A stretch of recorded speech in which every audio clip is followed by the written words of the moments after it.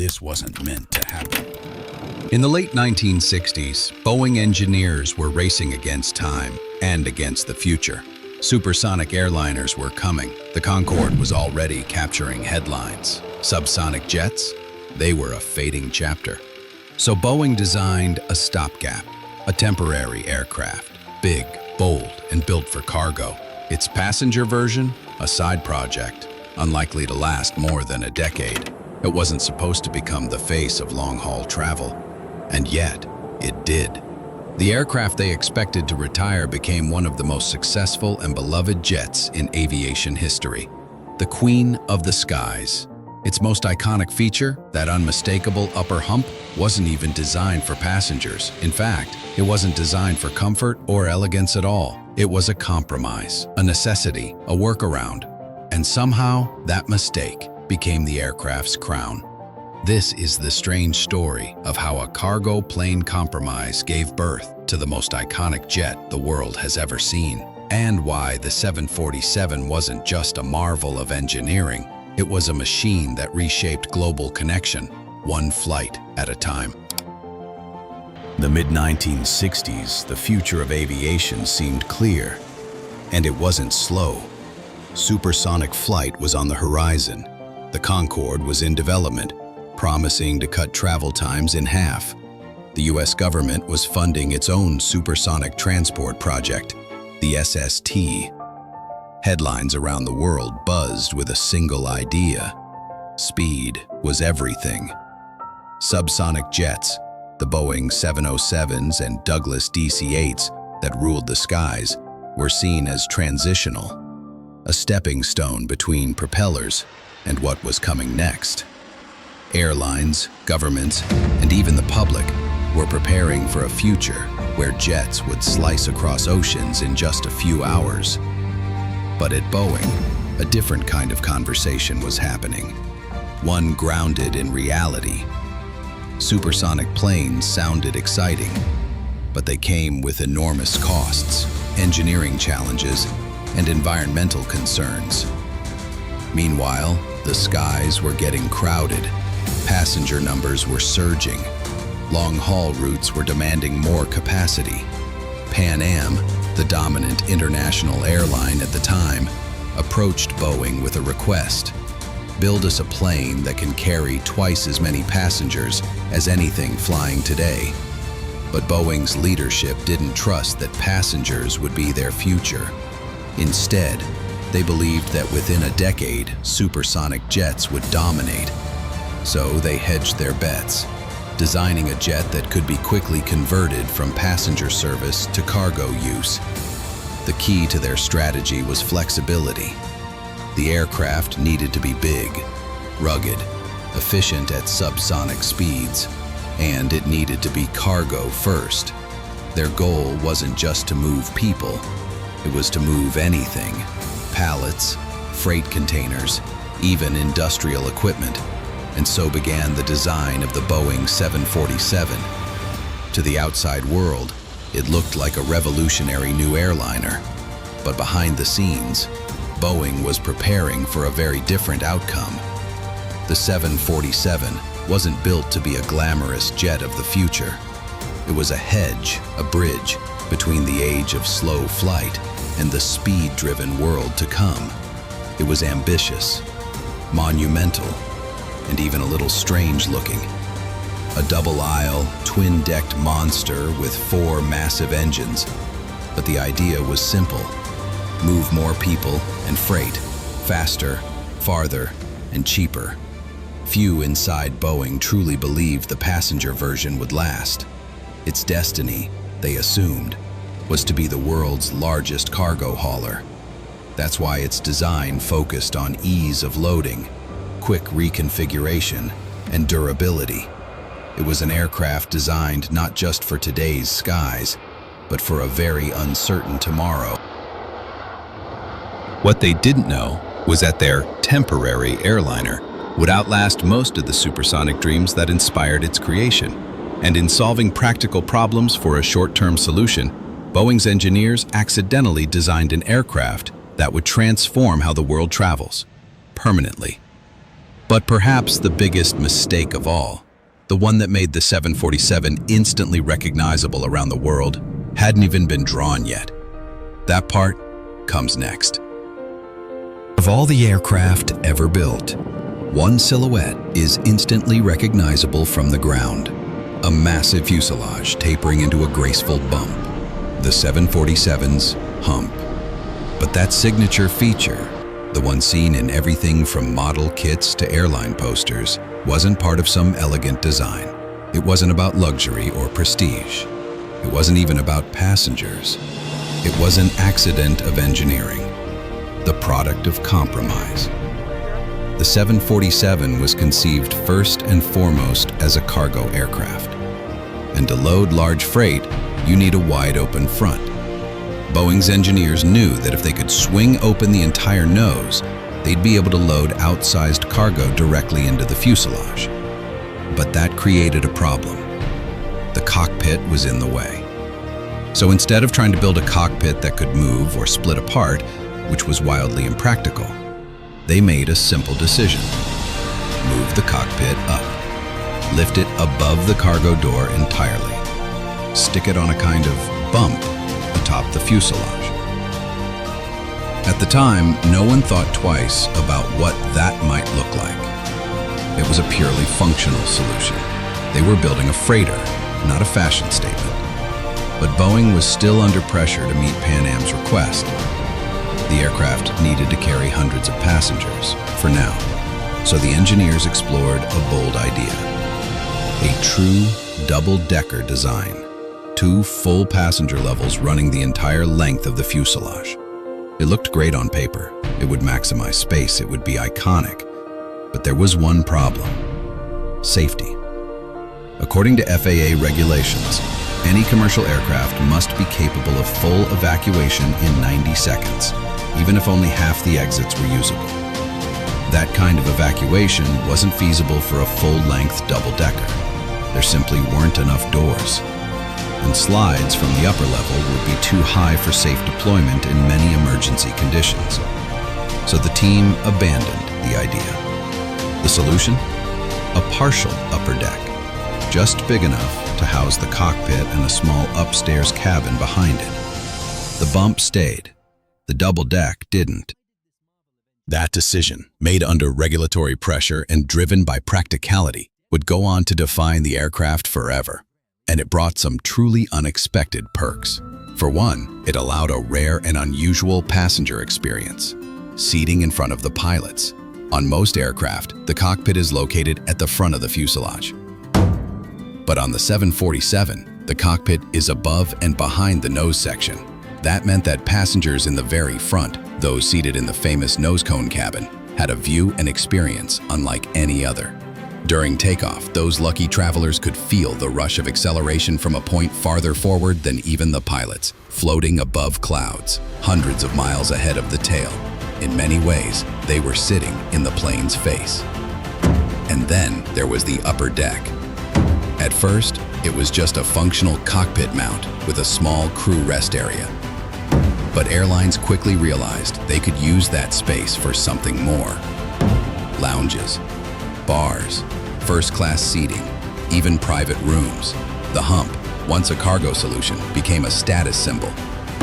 To fly upstairs was to fly elite. Boeing never meant for the Hump to be beautiful. But sometimes, beauty doesn't come from ambition. It comes from necessity. The 747's upper deck was a workaround, a patch, a leftover of cargo-first thinking. And yet, that compromise became the aircraft's defining feature, a visual cue for flight itself. A silhouette that every aviation lover could spot from a mile away. And it all started with a simple idea. What if the nose could open? The Hump was supposed to be a footnote, a quirk of engineering, a compromise, not a crown. And yet, the moment the 747 took to the skies, that bump transformed from functional oddity into global icon. No other jet looked like it. No other jet felt like it. Pan Am was the first to roll the dice. In January 1970, they launched the 747 into passenger service with a flight from New York to London. What passengers stepped into was unlike anything they'd experienced before. A wide-body cabin, 2 aisles, high ceilings, and room to breathe. For the first time, international travel didn't feel like being squeezed into a metal tube. And upstairs? The airlines turned the upper deck into a symbol of glamour. Some carriers installed full lounges complete with cocktail bars, sofas, and piano music. Others converted the upper level into elite seating, an exclusive world above the world. The Hump had accidentally created a 2-tier travel experience, and people loved it. Flying wasn't just transportation anymore. It was an event. The airlines capitalized on the image. Ads showing smartly dressed passengers sipping champagne as the sun set through oversized windows. The 747 became more than an aircraft. It became the face of long-haul flight. No other jet had the range, the size, or the style to cross oceans like it. It connected New York to Tokyo, London to Sydney, Los Angeles to Dubai, and wherever it landed, people looked up. Other wide-body aircraft followed. The DC-10, the L-1011, later the 777 and A340, but none matched the 747's presence. That iconic silhouette, wide at the base, then rising with a soft curve toward the tail, became instantly recognizable, even at cruising altitude. Kids could draw it from memory. Aviation lovers could spot it on approach from miles away. The 747 became the most photographed jet in history, appearing in movies, magazines, presidential fleets, and even postage stamps. But the icon wasn't just cultural, it was also practical. Airlines embraced the 747 because it could carry more passengers over greater distances with fewer stops. It reduced operating costs on long-haul routes and opened new connections that hadn't been viable before. In other words, the 747 made global air travel more accessible, not just to the elite, but eventually to the masses.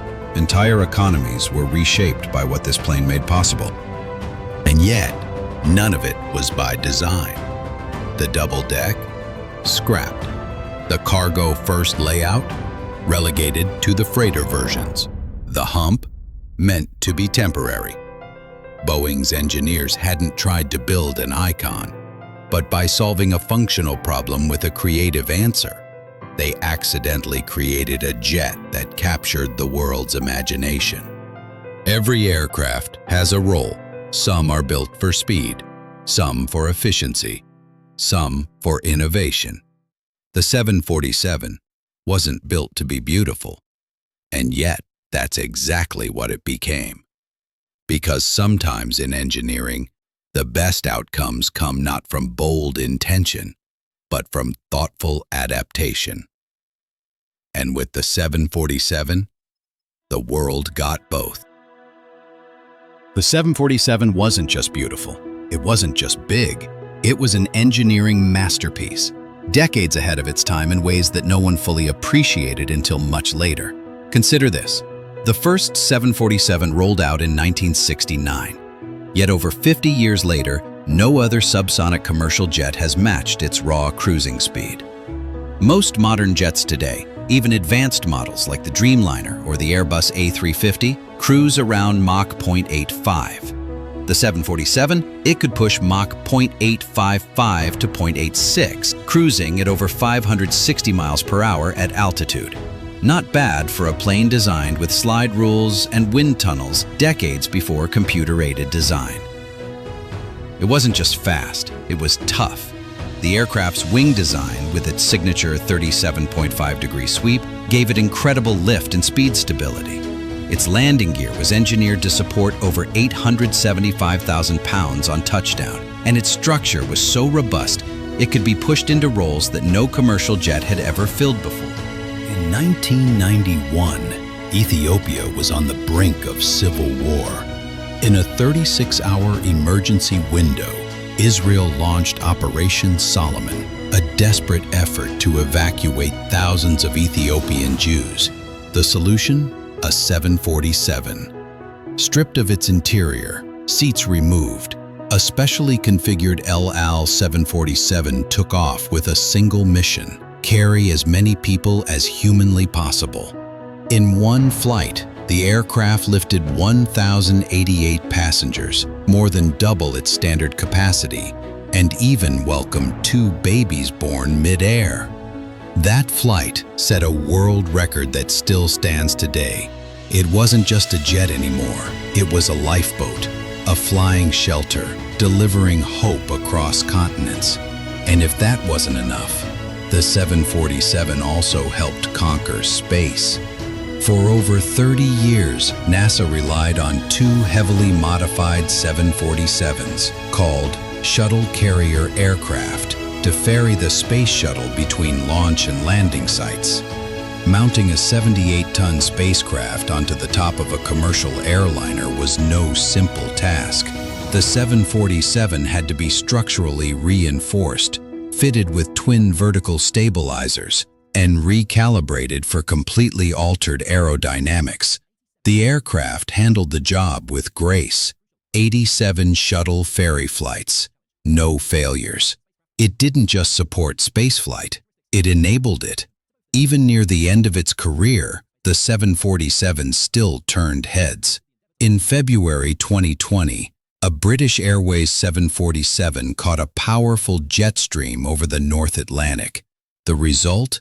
A New York to London crossing in just 4 hours and 56 minutes, the fastest subsonic transatlantic flight ever recorded.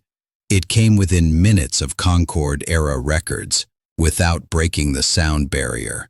Half a century after its first flight, the 747 was still setting records, still surprising engineers, and still outperforming jets half its age.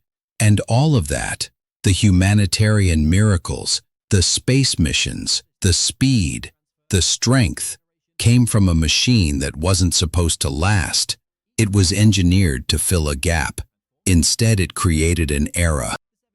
Today, the 747 feels inevitable. Of course it changed aviation. Of course it flew across the globe. Of course it succeeded. But in the late 1960s, none of that was certain.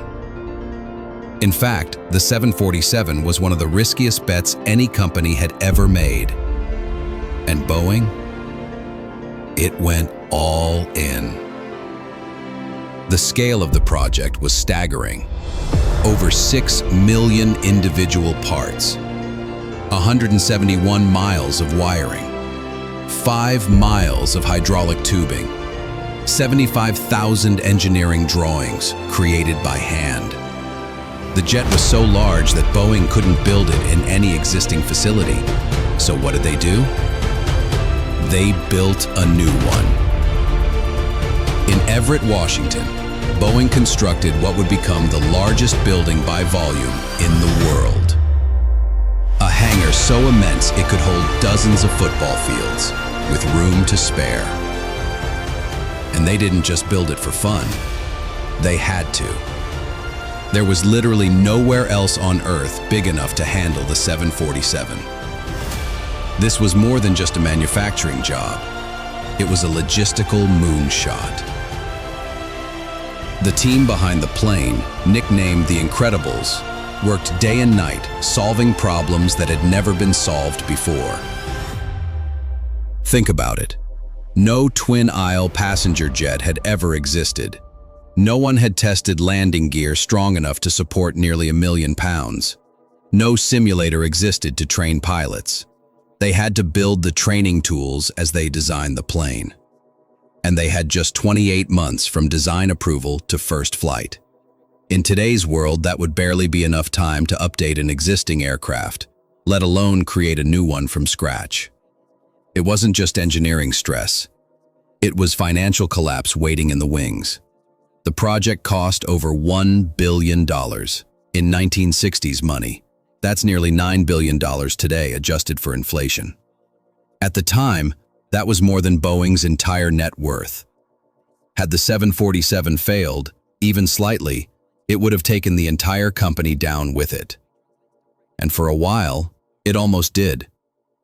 The program faced delays, engine issues, and cost overruns. Engineers worked 7-day weeks. Some reportedly slept under their desks. Critics called it Boeing's folly. But then, In February 1969, the first 747 took flight. Smooth, powerful, graceful. It worked. When Pan Am operated the first passenger flight in 1970, it made front-page news. It wasn't just a plane. It was the future arriving on schedule. Airlines rushed to place orders. Boeing's gamble had paid off, not just financially, but historically. The 747 would go on to carry over 7 billion passengers, appear in hundreds of films, and become a national symbol for countries around the world. But back in 1968, it was just a sketch, a blueprint, a risk, and Boeing had risked everything. That's the legacy of the 747, not just that it flew, but that it shouldn't have. It was too expensive, too complicated, too uncertain. And yet, it changed the world anyway. Because sometimes, the greatest leaps come from those willing to risk the fall. The 747 was built from aluminum and ambition, from engineering brilliance and corporate risk, but that's not what made it beloved. What gave this aircraft its soul, what elevated it from machine to memory, were the lives it touched, the billions of stories it carried between continents, cultures, and generations. For millions, the 747 was their first flight, their first glimpse of a new country, their first goodbye or long-awaited reunion. It didn't just carry passengers, it carried moments. A child seeing New York for the first time, a student starting a new life abroad, a grandmother flying across the world to meet a grandchild. It made the extraordinary accessible.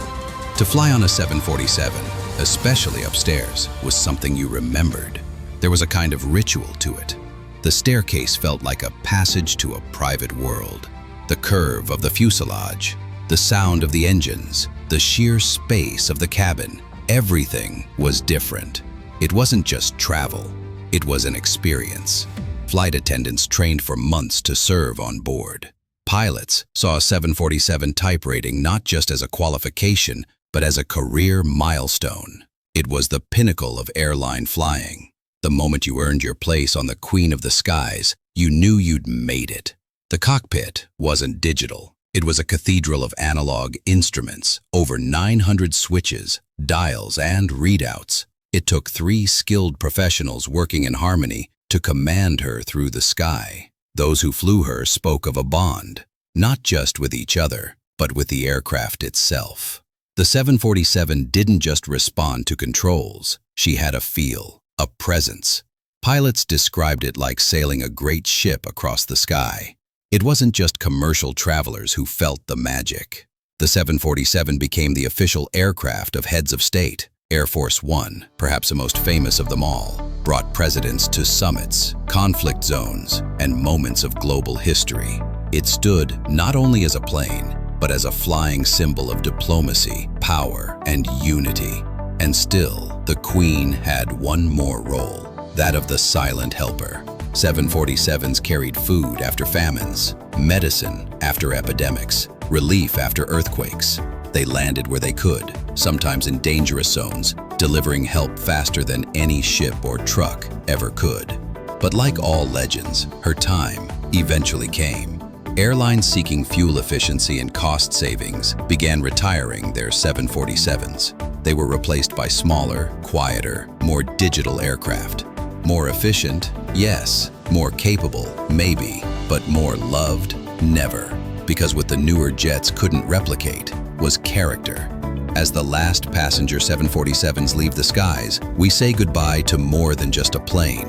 We say goodbye to an era, a time when flight felt bold, ambitious, human, when looking out the window wasn't just a distraction, but a reminder that we were part of something bigger, higher, and more. The Boeing 747 began as a bet, a workaround, a cargo-first compromise meant to serve for a few short years.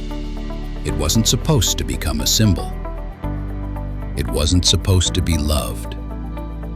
But somehow, A design born from uncertainty and necessity became aviation's most recognizable icon.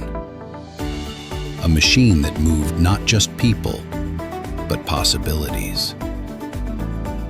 It changed how we traveled, how we worked, explored, and connected. It bridged nations and generations. It carried presidents and refugees, scientists and children, astronauts and artists. And through it all, it remained unmistakable. That hump, that presence, that strange, wonderful machine that looked too big to fly, and yet always did. What else in aviation was never meant to last, but ended up changing the world? That's the legacy of the 747. If you've ever flown on the 747 or dreamed of doing so, share your memory in the comments. Which moment, which flight, or which story stuck with you? And if this story gave you a new perspective on the Queen of the Skies, subscribe to AeroThink for more stories where aviation meets imagination.